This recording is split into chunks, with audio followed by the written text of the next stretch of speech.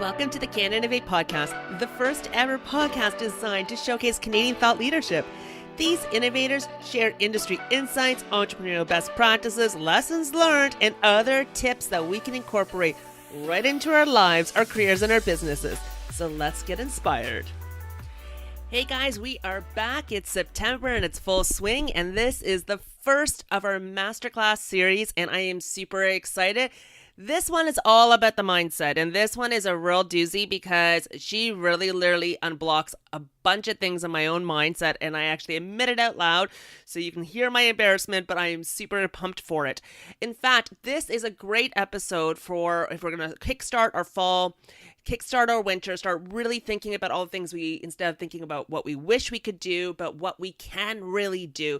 It's all about it. So this episode's all about undoing all those knots in our mind, and through a neurologist. So Ariel cannot be any more fantastic. She is brilliant. And for those that are looking for a little bit extra inspiration, I've got something just for you. I actually have developed a really cool little worksheet, and it is to help you get out of that rut. If you're like The Walking Dead, or if you just need some focus about where to take your career to the next level, there is a free worksheet. It's a great freebie. The link is in the show notes down below, or you can go right into our website, into the blogs, and it's right there. So it's about how to get unstuck, and it's great timing, and it's a great pairing with the mindset. I'm really excited to hear what you guys think. Cheers.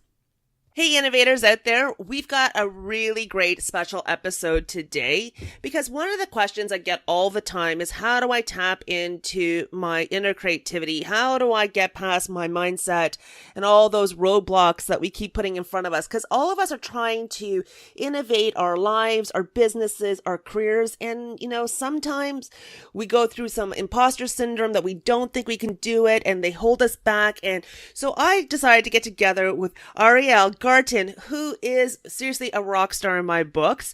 Not only is she a neuroscientist, she's an innovator, a mother, an entrepreneur, and the founder of Muse, which is this amazing brain sensor headband that makes everyone feel like either Wonder Woman or whatever superhero that you want to choose for your own life.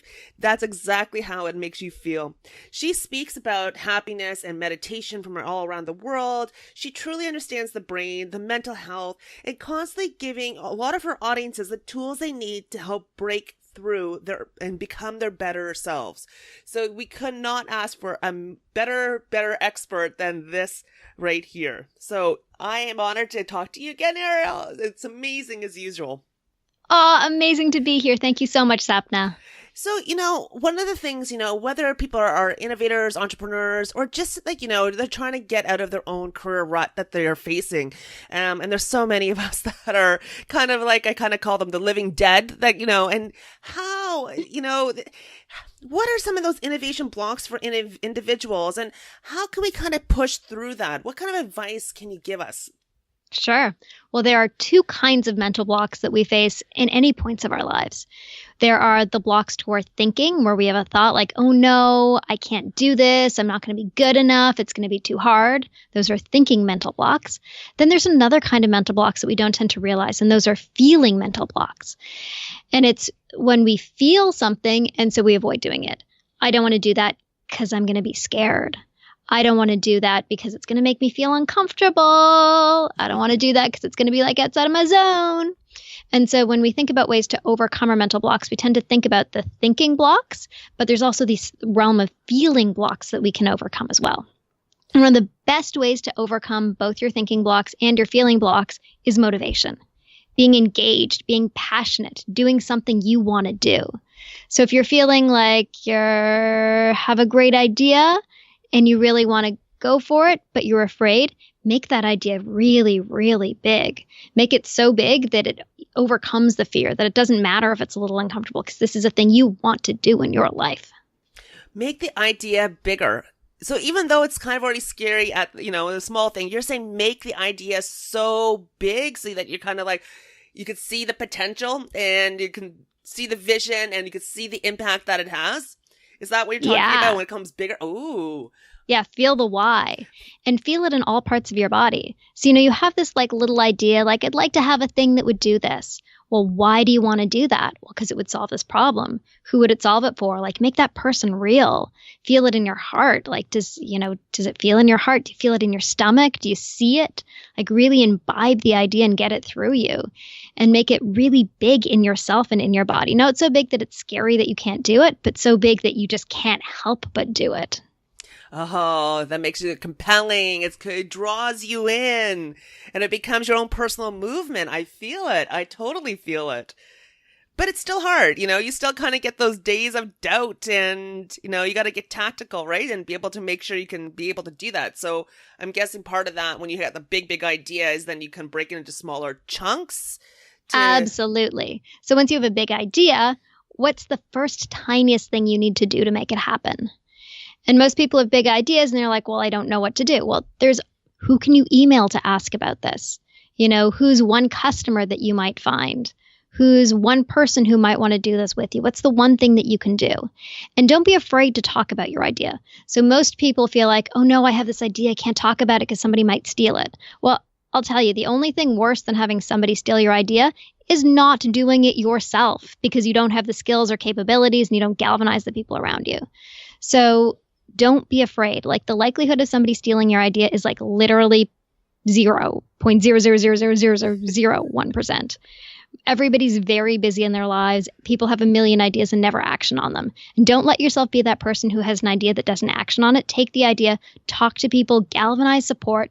And if you talk to people and other people are like, yeah, that is a good idea, then A, you have confirmation that there's really a market there. And B, you have somebody who all of a sudden is your supporter, who can help you find somebody else, who can remind you when you get off track, who can rally you and engage you. And the more people that you talk to and the more support you galvanize, the further your idea will go. This is fantastic because it's a very popular change management concept is when you're doing frequent temperature checks. So talking about the idea and getting it validated and kind of understanding what people's perception allows you kind of to refine your pitch of the idea and your thinking around the idea and who the avatar may be of that idea, that they're like, yes, let's do it, or the naysayers, and then you can understand why they don't think it works and so on. And you can really be able to use it as almost like a great networking tool to kind of connect with others that may help find people to help you move it forward. Exactly. And that's what you want to do. Like, every day you just want to be working on moving your idea forward a little bit. And a little bit literally can be emailing somebody who might be interested in this, emailing a lab who might be, working on a similar thing, reading articles about it. But don't be caught up in information intake paralysis. You don't want to just be constantly taking in information about it. You want to be actioning and doing things. So each day what is the minimum one thing I will actually do? Not just read or learn, but physically reach out and do. And you can reach out well beyond your pay grade. I got a job in a research lab very early on by reaching out to a researcher that I'd never met before and saying, hey, I'd love to work with you. And surprisingly, they responded. Many of the things that have happened in my life are because I have reached out well beyond somewhere that would have made sense for me to do it. And the person wrote back and said, yeah, that's a great idea. Sure, sounds fine. Yes, let's try it. So don't be afraid to put yourself and your idea out there and reach out to people far-reaching. If they don't write back, who cares? If they do write back, it is golden. Oh, that's great advice. I really like that. Reach out beyond your pay grade, because I do think we do tend to limit ourselves just based on people's titles. And, they could be the CEO of a one-person company, so, it's all about perception. And, you could change that and it doesn't matter. There's still a person that has a great idea that comes from a very different perspective. So I like that idea of really reaching out beyond your pay grade. And people typically want to support you. They want to support enthusiastic people with great ideas who want to make the world a better place. Now, here's the key. If you actually have an idea that's going to make something better for someone, that's going to make the world a better place, you're much more likely to succeed. So my strong recommendation is galvanize towards those ideas that actually add value for the world and actually add value for a particular customer group. Because when you're adding value, those people for whom you're adding that value want it. And so then they'll say yes, and they'll help you get there. And really, don't be afraid. I mean, when I first went down to Silicon Valley, I did so without knowing anyone. Literally, I got on a plane and it's like, well, it's time to go network in Silicon Valley. I got off the plane. Somehow I met someone at an event who invited me to a dinner, who then at the dinner I took out my Muse, the device that I had, just created at that point. And everybody at the dinner table said, "Ooh, that's so cool." And they passed it around and they said, "Oh, you want to invite, and you want to meet VCs? Well, I'm a VC and my buddies are VCs, and let's, come to this party and let me introduce you here and let's do this." And you never know what's going to happen when you put yourself out there, because people love people who are wanting to actually do good, and people love to support those individuals. Everyone wants to see the world become a better place, and you can't do it yourself. And so often you want to support other people who are doing that. So if you can really identify something that's going to move the needle for the world, please go out and do it. And please, we all want to support you. That's so great and so true, right? Just need that 5 seconds of courage, and who knows what the outcome can be. You got invited to those dinners. I got handed a microphone. You're right. It's just that 5 seconds of courage is all you need to take that first step that could open up so many other doors. Now, in terms of that 5 seconds of courage, how do you get it? Well, one, there's this amazing thing called meditation that helps you deal with uncomfortable feelings. So remember we talked about feeling blocks, that sensation that comes up of like, oh, I'm not supposed to do that. And like, oh, it feels kind of weird. Oh, I can't talk to that person. And oh, now I'm starting to feel nervous, so I'm going to shy back. Well, actually, your ability to tolerate discomfort and to sit in that discomfort for a second and just move to the other side of it probably predicts your success in life. I'm going to say it again because it's so massive. I said it on your last podcast. Your ability to tolerate discomfort probably predicts your success in life. So just because you have a feeling that comes up that says, oh, this is scary, doesn't mean you shouldn't do it. Whoa. So just because you have a feeling that comes up that says like, oh, I'm not supposed to talk to that person. I don't know. This feels weird. You can tell that feeling, hey, man, you're just a feeling. And this feeling is what's standing in the way between me and my success. This feeling is what's standing in the way between me and making this great idea. And you know what? We tend to believe that feelings mean something about the world, but generally they don't. What? Whoa. So we have this thing in our brain called the amygdala, and it's the amygdala's job to scan the world for danger and to say, that thing's dangerous, let's not do it. That thing's dangerous, let's not do it. And so this works really well when it's like scanning for snakes and fire. There's a snake there, run away. There's a fire there, turn back. But the same thing that looks for snakes and fires is also looking for like people who are in a higher position than us and telling us that they're scary and we shouldn't talk to them. Or, looking for business opportunities that, might seem risky, or like presentations that you're doing. Oh, don't stand up on stage. You might screw up. No. We should give you this big fear response. There's something very dangerous here, so you don't do it. So this like big fear response that it gives you when you're standing in front of like a potential employer or an important person or an audience of people, it's just fake information. It's just trying to say, oh my God, this is so scary. We should run away. This is so threatening. Run away. But in reality, there's nothing scary and there's nothing threatening about it. That person at the table over there is another human being. And if you met them like, in any other context, you'd be like, hey, nice to meet you. You'd be like, hey, nice to meet you. And that would be it. So the sensation that you have inside you that it's like big and scary is not real. It is a broken fear system that's ancient, that's just like totally misaligned in the scenario. So you have every ability and every right to say, sensation, you're just a sensation. You're not real. You're not telling me anything about this. And you know what? I'm just going to go and talk to that person and get over that fear for a second. Well, I got a fantastic example for that. I wish I had known more about this fake information and, all this other stuff, because now it's putting things in perspective for me. So last year I went to a conference and there must have been about 5,000 people there. And they did this thing where anyone has an announcement or whatever it is, grab the microphone to, make your announcement. And I wanted to actually announce I was doing this podcast because I wanted to make myself accountable. Well, as the microphone was being passed around, in my head was like, okay, come on, just grab the microphone. Just grab the microphone. And for some reason, I couldn't grab the mic. I'm like, come on, just do it. You got to do it. And they're passing the microphone, and you can feel that the clock is ticking and it's winding down. Less hands are going up. I'm like, come on, grab that microphone. Grab that microphone. So finally, I grabbed the microphone and I announced I'm launching this podcast. I'm really excited. It's coming out in end of October, blah, blah, blah. And I pass the microphone back and I hear cheers in my head. And I'm like, woo! woohoo, yeah. And I looked around the room and no one gave a shit. I literally had built up so much of that fear of me grabbing this microphone, and it actually paralyzed me so much. And I'm so glad I did it. But I couldn't believe it when I looked around the room. I'm thinking I'm like a hero because I did it. I overcame it. And I looked at all the faces, and they're all just nodding their head and smiling, politely or whatever it is. And then went to the next person. And I thought, wow, how silly was I? And then, 7 weeks later, I went to another conference and Anthony Lacavera was speaking, and they said, does anyone have any questions? And this time I got up and I ran, and I accidentally kind of almost kicked somebody as I was trying to get out of the aisle because I wanted to grab the microphone to ask my question. And, so I asked my question to Anthony Lacavera because he's one of my personal heroes, and, I did my thing. And then afterwards I thought, oh my God, I just ran for that microphone. Yeah. 7 weeks ago. I had no ability to even grab it just to make a simple announcement. So yes, I wish I had known all the stuff from you before. But now you're putting it all into context for me.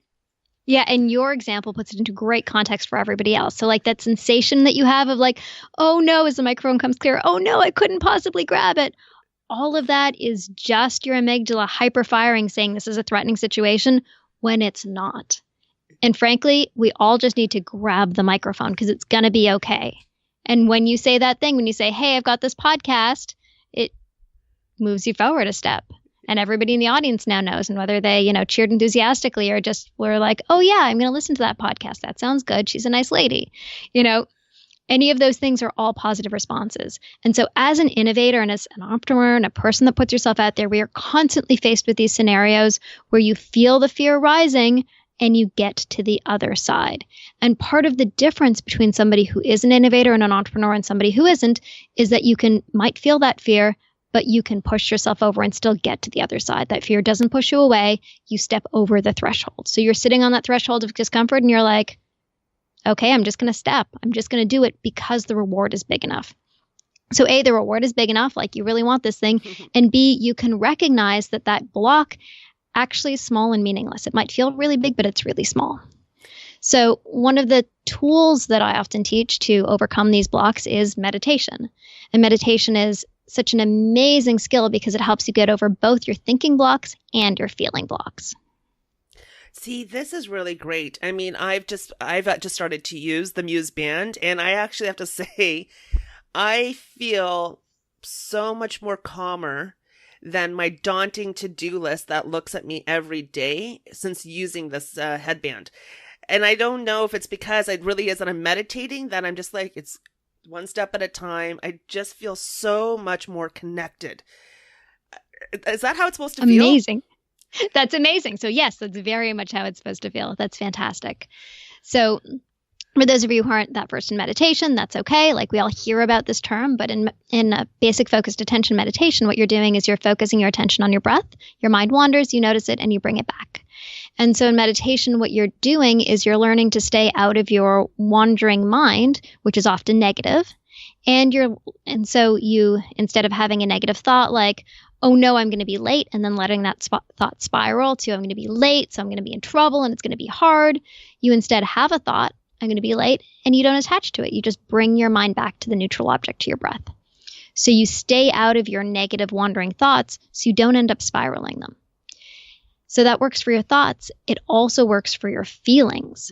So when you have a feeling come up like, oh, this is going to be hard, and you feel that like, hardening in your stomach and discomfort, you can disconnect from that and just observe it as a feeling and get off the feeling roller coaster. So instead of following and being like, oh, this is going to be hard, and then stimulating a thought of like, oh no, I'm going to do badly, which then stimulates more sensation of discomfort in your body. Oh no, it's going to be really hard. And then you're in the microphone scenario again, thought, feeling. You can stop and say like, well, I've got some sensation now of this feeling. I'm not going to attach to it. I'm not going to attach the thoughts to it. I'm just going to stick with the thing that's in front of me. So you can get off the thought train and you can get off the feeling roller coaster.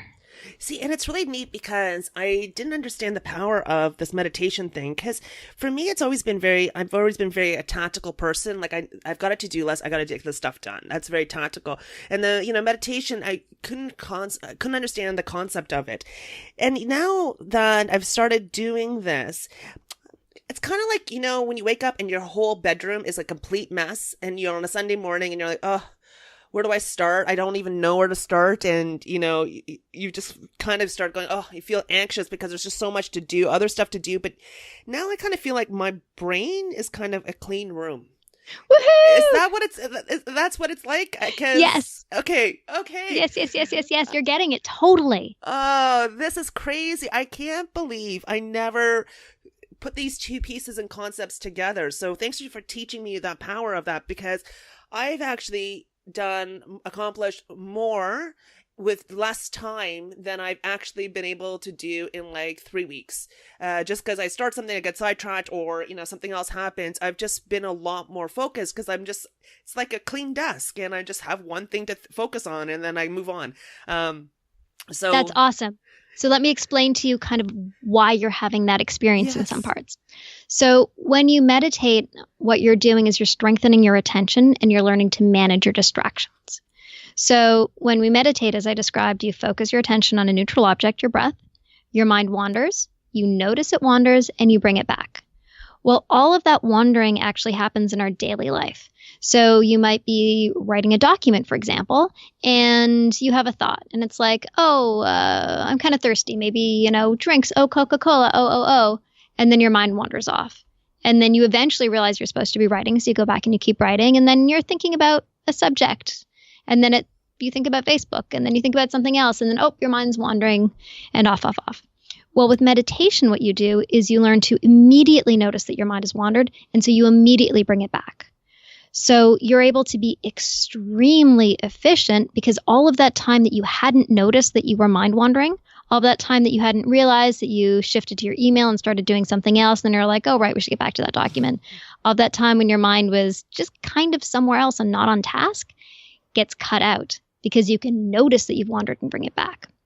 And so what Muse helps you do is it gives you real-time feedback on your meditation so that as soon as your mind wanders, you actually hear the sound pick up, and then you can instantly be cued to bring your brain back. And so it makes you hyper efficient because you're able to stick with the content. That is so amazing. But what happens when you try something and you fail? And that setback, you get disappointed and you can't muster that feeling to go through. Do you have any ideas and tips of kind of how to when you get that setback, how to kind of remind yourself to kind of push forward again and not fall into that fear mode again? Sure. So setbacks are completely normal. We all have them all the time. And it's how you respond to that setback that also kind of sets you up for success moving forward. So lots of people have setbacks. For example, think about somebody who does cold calls all day long. You do 100 cold calls, and if you get, a 10% hit rate, 10 out of 100, 1 out of 10 buys your product, you've done really well. Well, that's 90% of people saying no to you. So as an entrepreneur, being able to deal with a no, being able to deal with a setback is critical. And the best way to deal with it is to really just let it ride past and not engage in it. So that's another mindfulness technique. When you have a disappointment or a sadness come up, you can recognize that it's there. You can stop and say, what could we have done differently? What might we learn from this? And then take those learnings and move forward rather than sitting in the negative side, rather than perpetuating the discomfort. So you could be like, oh no, I lost the deal, and then you feel it in your body, and then you let it trigger negative thoughts, and then it might spiral into, well, this is never going to work, and I'm not good enough, and. But if you can catch that process early on and be like, okay, well, I feel discomfort and I have a thought, I'm going to let go of those. And I'm going to take a moment and get the learnings from it, because learnings are key. And then when you have those learnings, you can feel really empowered. Well, now I've just learned something. This is now a successful failure. I've learned from it. Great. Let's take those and move forward. And the key is not dwelling in it. And if you need to remember the guy who has to make 100 cold calls a day and says, somebody says no to him 9 out of 10 times, you can sort of, compare that hit rate to you. You can expect a lot of no's, and all of those no's are completely okay. You have to keep trying and trying and trying, and eventually you're going to get a yes, and that yes is going to be phenomenal. So take the weight off of the no's. They don't really matter. They're just information. You've got some information now, just keep moving forward. Take yourself out of the emotional and psychological place that it could take you. Oh, that's a really amazing advice. Take the weight off the nose. I was just thinking as you're talking about, what the setbacks and what can I learn from this. I was just thinking about my nieces and my nephew. They're all very, very young. So I'm sure as you're a mother and you probably, see this all the time with children, they get something and they get really sad for example, my youngest niece, she just, a couple weeks ago, she spilt milk and, that whole saying, don't cry over spilled milk. It didn't matter. She started crying even more because we told her not to freaking cry. Out, actually. Yes. Yeah, totally. And then over the weekend, my brother-in-law, he had tea and it spilt all over. And then he accidentally was trying to, catch the mug and it spilt another, cup of tea. We could not stop laughing about the domino effect beyond belief because it was just so funny. And my little niece, Mia, comes up. She goes, why are you guys laughing? He spilt tea as if he's done the worst thing in the world. So my sister said, it's about life. We always spill things. You could always wipe it up and you could always pick yourself up. And I thought, wow, that is such a kind of a message that, as we adults do these things, in our careers and our lives or whatever, we have to remember there's the little ones watching us. So it's kind of another motivator for us to always kind of think, what can I be learning from every activity that's actually happening around us? Yeah. And it's just, you can spill it, you can wipe it up and move on. I love that. You can just Guys, if anyone makes a mistake out there, don't worry. You can just wipe it up and move on. Just wipe it up. It's all good. It's all good. I mean, my personal philosophy is you can solve anything except health. I have no clue about health issues, but, you seem to have, stumbled on the whole Muse thing it's sorting out other things. So you are my hero for sure. But, everything is fixable. You just need a couple of different options. But anyways, I just thought when you were saying about setbacks, my mind wandered to my nieces about that example. It's a really cute example. And also a great example because toddlers have zero emotional control. Everything is the biggest thing in the world to them. So, something happens and they are on the floor in a tantrum that they can't get out of. And as we age and we grow and we gain perspective, we learn that emotional self-regulation. And we learn that, something happening, milk spilling is not the end of the world. And so if you have something really big happening, take that as an opportunity to reframe and remember the milk example. It's not that big a deal. It's all good. It can feel really intense, but it's actually not that big. And, honestly, even the things that at the time when they're happening, think like, oh my God, this is going to tank my business. Like this competitor's coming out with the same product. What are we going to do? This is going to be awful. Those situations generally work out fine. And I've been in a number of them in my entrepreneurial career. And in each and every one of those scenarios, we were creative and we found a different solution that ended up working out really well. So when you're in the dumps, you're in the shit, something feels like it's really not working, just choose to look somewhere else. You can continue to look at the problem and that's going to drag you down further, or you can just look to the new space of opportunity.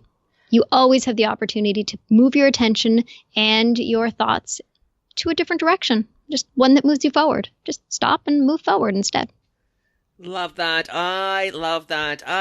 This is such a really great. Now, the other topic that some people keep asking for some tips on, and I'm hoping that you'll be able to help us with that, is public speaking. In whether it's for their doing a presentation for their boss, or they're trying to build their brand out there to kind of get into conferences to be a speaker there.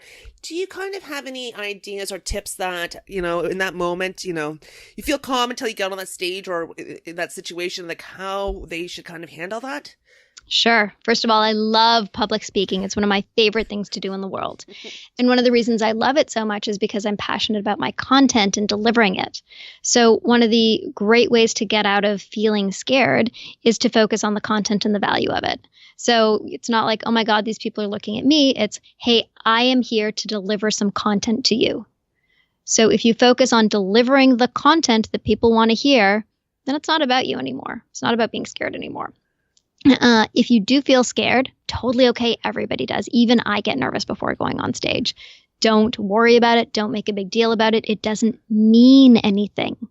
So again, we get caught up in this loop of like, I feel scared, which means that maybe this thing's going to happen. So I feel more scared and oh no, I'm scared. And then what if I lose my lines because I'm scared? So stop focusing on the scared. It's like, okay, I've got some sensation. That's okay. Like that's super normal. Do some deep breathing, stretch a little, move your body out so that you just have fun engaging in your body rather than worrying about the stressfulness of it.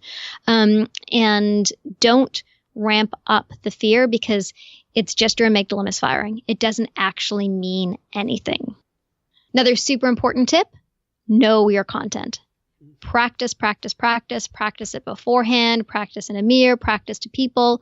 The more you know what you're going to say and you practice it beforehand, the easier it's going to be on stage for you. So that's, one of the more obvious ones.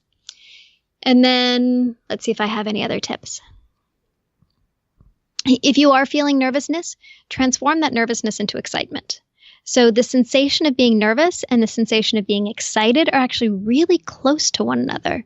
So you can actually practice transforming the sensation of nervousness, which gives you thoughts of like, oh no, I might screw up, I might lose my lines, these people are looking at me, blah, blah, blah.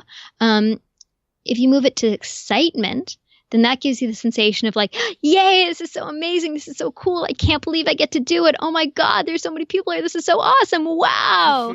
And then you walk on stage super pumped with the exact same nervous energy transformed into a new sensation that you feel different about and you communicate about differently.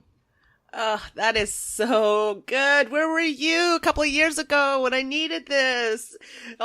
My juices are flowing. It's amazing because it's really funny. I love how you mentioned about knowing your content. So as you know, I'm a storyteller. I always have friggin' stories and I can't help it. But, about 2 years ago, I had to present to one of my CEOs of my own company, where I was working before I kind of clipped the corporate ties. And all the guys and the girls kept saying, you're over-rehearsing. Because I was like walking around in circles in the courtyard, rehearsing my lines. And anyways, when I did it, they were all like, oh my gosh, that was just kind of stellar. And so they were asking me afterwards, like, why, like, you looked like a nervous wreck beforehand when you were rehearsing. What happened? And you know what it was? It was, I felt the content.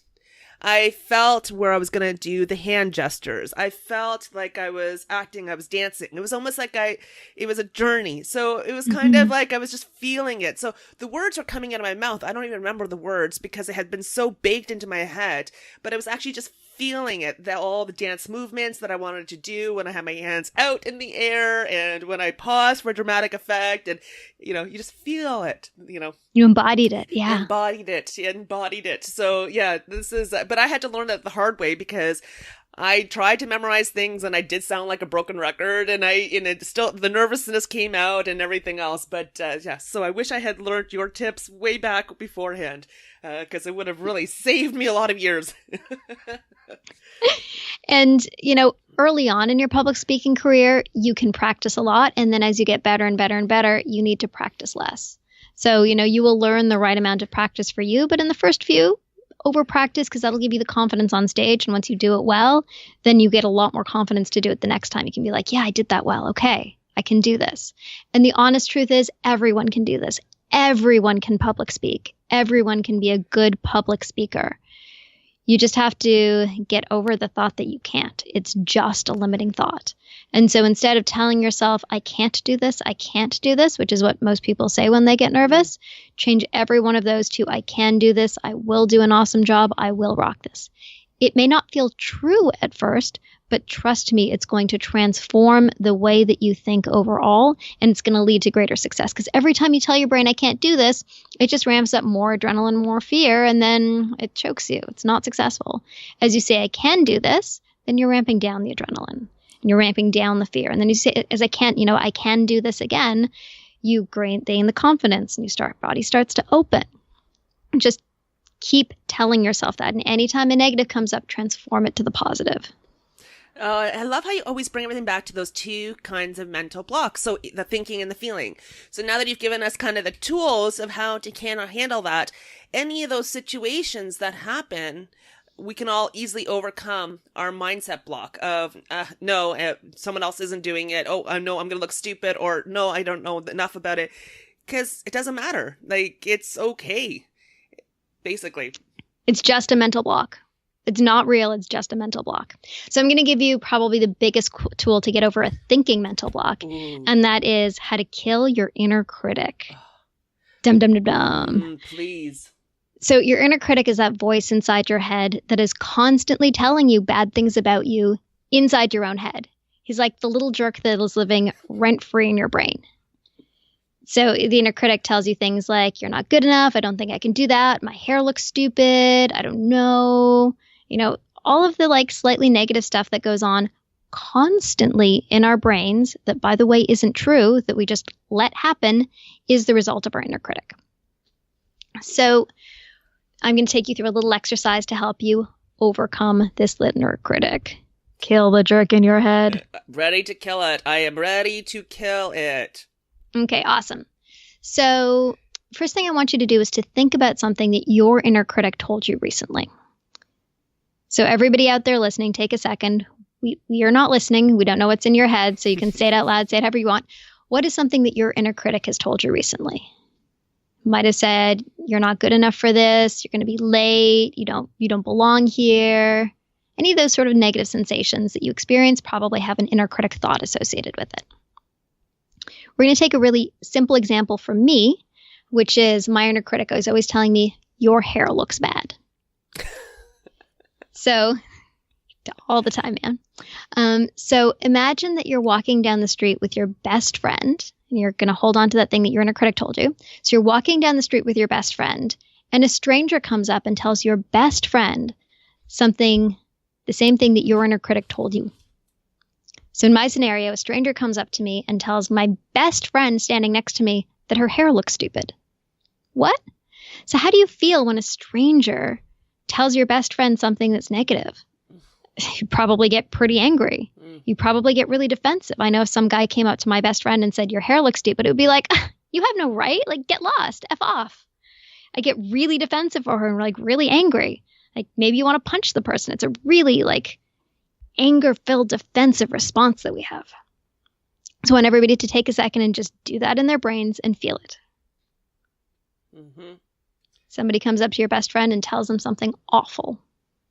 Yeah. So now, if we feel this sense of defensiveness when somebody tells our best friend this thing, why do we let this voice say these things to us all the time and we don't defend? We just accept it as truth. We just accept it as totally okay and normal that somebody literally verbally abuses us in our own brains every day. Whoa. So we're going to actually fight back at the inner critic. So I want everybody to do now is to take a second and imagine what your inner critic looks like. So for some people, that is a dying tree or a gray cloud or a little toad. Just what does your inner critic look like to you? Some people tell me, oh, it looks like my mother, which is actually reasonable because often the inner critic is the internalized voice of the parent. So whoever your inner critic looks like, just take that and put it up on the wall in front of you. So you're now looking at sort of a cartoon version of your inner critic. And if you can't think of what it is, just choose a gray cloud. So take a second now, put your inner critic on the wall. I'm doing this. I have got my scenario. Okay, awesome. Now I want you to tell that inner critic the same thing you would have told that stranger dissing your best friend. Tell that inner critic that he has no right. He or she has no right. Like, what was that? Get lost. Get out of town. Don't tell me these things. So I want everybody to take a moment now and actually talk to their inner critic. We can't hear you. You can say it out loud. Well, I am saying some really powerful things right now in my head, and I'm pretty mad at myself for this inner critic. Don't be mad at you. Be mad at the inner critic. Oh, I'm mad at that picture in front of me. Yeah, I feel it. direct it all on him. I feel it. Awesome. So now what I want you to do is take your thumb and your index finger and put it up to your inner critic. And bring your thumb and index finger together so that you're squishing him or making him smaller. So, like I shrink your head. Like you're pinching it, like make a little pinching thing around your inner critic and just pinch it down so that you make him smaller. Or take your two hands on either side of them and like bring them together so you just make them smaller. Yeah, how's that? Oh, I like this feeling. Yeah, you get a sense of relief because now you have control over your inner critic. This voice that's just been blathering on in your head, you can now actually engage with, push back against, and make him smaller. So take another opportunity to tell him to get lost, get out of town. And take another opportunity to shrink him down with your fingers and make him even smaller and flick him away. Done and done. Awesome. So that's an exercise that you and everybody can use all the time whenever you hear the voice of the inner critic pop up. So anytime you hear a voice in your head saying, oh, that could have been better, you should have done it like this, you're not good enough, blah, blah, blah, just take that stupid little voice out of your head, throw it on the wall, tell it it's not real, it's not true, it has no right, and get lost. This is so phenomenal. Like, I actually feel like I've got a weight lifted off my shoulder. And honestly, so for me, as I'm going to do full disclosure, my scenario was I've been actually really afraid to kind of get on more videos, because my skin isn't perfect. So I actually, we look at ourselves and we see all those imperfections. But now I'm able to say it out loud because I actually don't really care. That's so huge. Yeah, wow. Yeah. So this was really brilliant to do this with you because I actually had to stop and kind of, I actually feel really more powerful now than ever than before. And you know what? I was just thinking, what a great way to do this with kids, because I'm really sensitive with my nieces and my nephew because they are getting to the age where it's either they're going to become leaders or followers, and that confidence issue, and this is such a great tool and technique and a thing to do with your children if they're going through something. Yes. You teach kids that it's okay, like that little voice in your head that's saying, oh, this isn't good, it's okay. You can push it aside and you can break through. This is really great techniques. Wow. I really feel powerful, and I hope our audience listen. I can't wait to hear your stories, guys, about what you end up crushing. That little jerk in your head that's been paying and rent-free, too. Yeah, man. Rent-free. So one other little adjunct to the inner critic, people often say, particularly highly successful people, that they need their inner critic because it pushes them forward. Now, this is not true. This is just your inner critic negotiating with you. So let's imagine a scenario here in which you talked about cleaning your room. So you're 8 years old and your bed is a mess. And you hear your mother calling to you, Sapna, make your bed. It's a mess. Your room looks awful. Like, how do you feel about making your bed? No, don't want to. Yeah. Terrible. Exactly. How motivated are you? Yeah, 0. Yeah. How do you feel after you've made it? Still 0. Yeah, like shit. Totally different. So that mother was the voice of the inner critic. So totally different scenario. You walk into a room and you notice that your bed is messy. And you say, hey, wouldn't the room look lovely if I made my bed? How would you feel as you were making it? Actually, I'm not bad, actually. Yeah, it's because it's on my terms, so... Yeah. Yes, well said. And then how do you feel after you've made your bed? I've accomplished something, and honestly, I don't know why I didn't do it right as soon as I woke it up in the morning. Yeah, you look around the room, it's like, it's beautiful, it's airy, you feel great because you chose to do something and you did it, and now you've done a great job. So these are two exactly identical scenarios, one in which you used your inner critic to motivate you, and how did you end up feeling? Not shitty, good. Demotivated, worse, and a loss of energy at the end of it. One in which you chose to do it just because you wanted stuff to be better. How did you feel? Motivated, engaged, and self-empowered.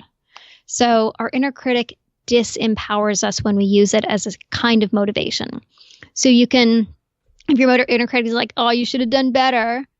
Well, you don't feel very good. Yeah, you probably will do better anyways. Like, we're people who are driven to do better on our own terms because we want things to be better. We want ourselves to be better. We want the world to be better. You don't need a negative voice nagging you in order to make it happen. So take the inner critic, throw it on the wall, and then choose what you want to do on your terms. You're not going to magically get lazy just because you don't have an inner critic. Quite the opposite. You're going to feel lighter, engaged, more motivated, and have more energy to accomplish more. I like that. You know what? It's like I think about, when we're all like teenagers and our parents told us not to do something and then we go and do it, right? Right, yeah. It's kind of basically the same thing, right? It was our turn. No one's going to say not to do, but create parameters and everything else. So I guess we forget those things and that fighting power when we get older. So, this is really, really great techniques. I really wish I had seriously met you years ago. We know each other now. Oh, don't worry. I've got you on speed dial. That's for sure. And don't worry, audience, listeners, I will be putting her contact info in the show notes because you're going to have it from another podcast episode that will have already aired about talking about Muse. So you'll have her information readily there as well. So I'll link that all into the show notes. So Ariel, is there any other kind of tips of us killing our, all these negative thoughts in our head? Like, we understand the blocks of the thinking and the feeling. Is there any other types of tips or last kind of comments or advice you want to kind of share with us? Yes. Procrastination. Oh, bum, bum, bum, bum. Gosh, yes. I've totally forgot about that one. Yeah. So the thing about procrastination is most of us don't even realize that we're doing it. We forget about it. We're just like, time goes on and you're just wasting time doing something other than what you want to be doing. And so meditation teaches you very distinctly how to avoid procrastination. We procrastinate because we typically have a feeling block. We procrastinate because we're afraid to do something. We think it's going to be hard. It feels uncomfortable. And so once you recognize that you're procrastinating, because most of us just do it subconsciously. We don't realize we're now blindly eating instead of doing our work. Recognize and then make the choice to return back to the activity. There may be some discomfort there, but recognize that you can move through that discomfort. It doesn't mean anything. You can just choose to do something else. And as soon as you start the activity, the discomfort goes away. And learn the skill that use the skill that you learned in meditation, noticing that you're distracting, and then bring yourself back to the task at hand. Stay focused, stay engaged.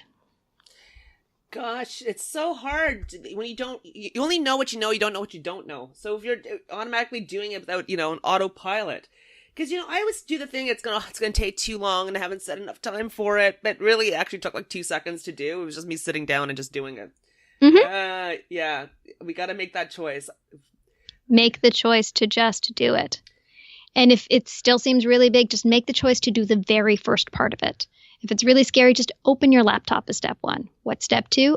Open a Word document. Step 3, start typing. You can start in the middle of the project. It doesn't really matter. Just get yourself started, seated in your seat and doing the activity. And once you do, it naturally flows. This is so good. Just get yourself started. And now we're quoting Nike. Just do it. Just do it. Oh, this is so good. So there's so many good, valuable tips here. Oh, I don't even know what's the next thought I have in my brain, because I'm just so...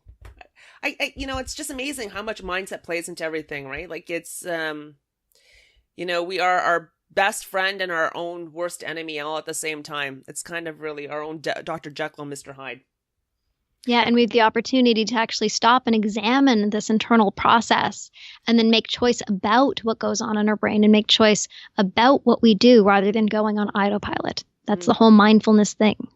Yeah, and it's kind of really scary because a friend of mine was telling me about how a lot of children or teenagers are really facing these types of mind blocks a lot more earlier than than the past generation.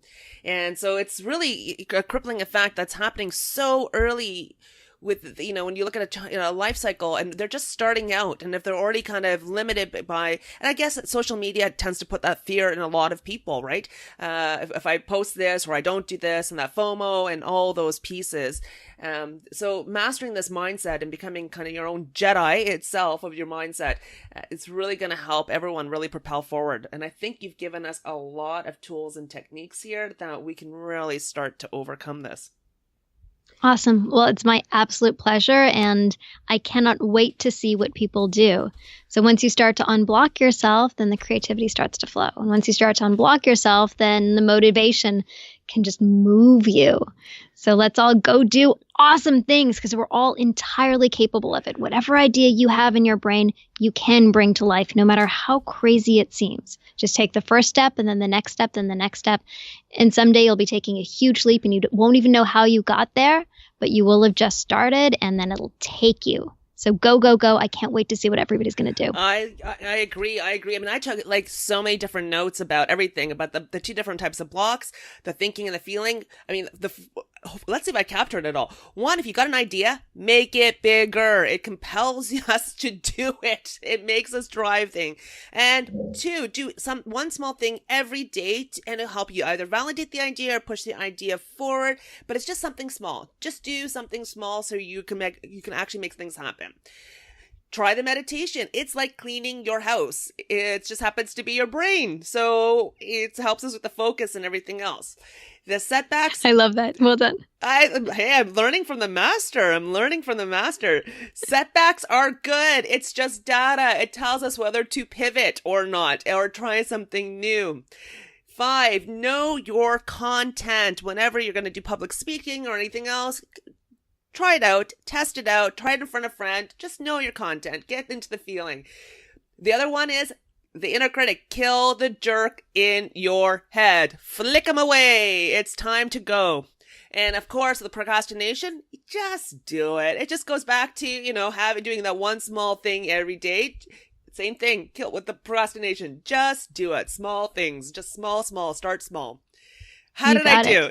You did fantastically. And then also remember that emotional sensation of discomfort is okay. It doesn't necessarily mean anything. You can choose to move beyond it.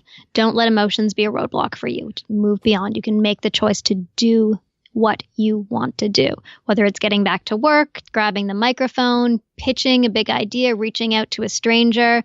All of these things are completely safe. Just do them.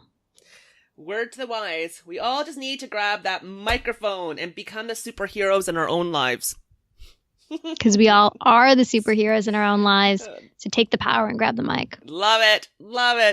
Thank you so much for making the time for us. I really cannot say thank you enough. You've already changed my day, my week, probably my life. No, you got me thinking in a very different direction of a couple of other areas that I also stumble quite a bit. And now I feel like I've got some more different types of tools to try out. And honestly, listeners, innovators out there, if you're going to try some of these things, I can't wait to hear what you end up squishing. Because we all struggle in different ways. And we all have our own critics in our brain, so we can change that. So that's great. Thank you. Oh, thank you so much. Total honor and pleasure to be able to share. Thanks for tuning in this week. I hope you enjoyed this episode as much as I did. And next week I got another really fun episode. You'll be surprised at the topics we're going to cover. But anyways, in the meantime, you don't have to wait till next week to connect with us. You can connect with us always on all the different social media links.